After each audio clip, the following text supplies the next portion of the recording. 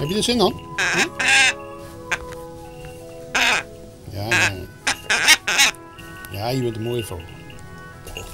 Ja? Het is goed zo. Nou, dan eerst eens kijken wat je weegt. Hè? 800 gram.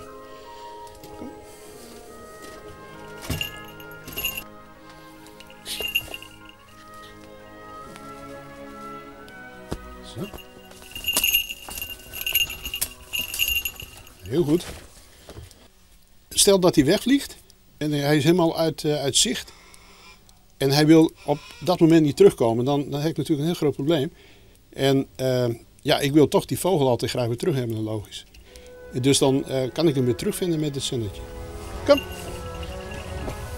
Ga maar in. Hop, hop. Goed zo. Zo.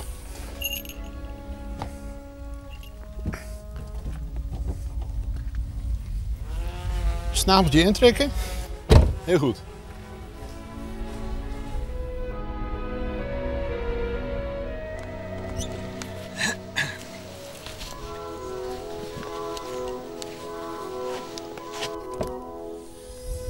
Zo, Keetje.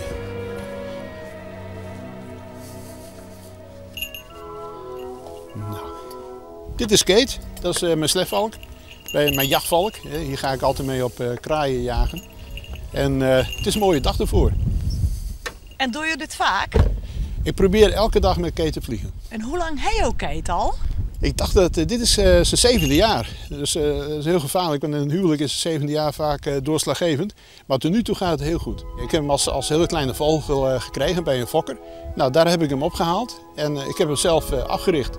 En ik weet nog goed, de eerste maal dat hij los mocht vliegen, dat vergeet je nooit weer. Dat is zo ongelooflijk spannend. Want er is niets wat hem bindt.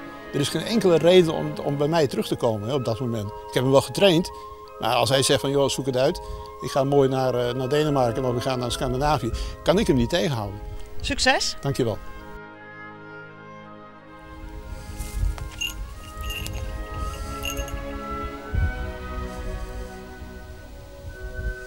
Wat denk je ervan?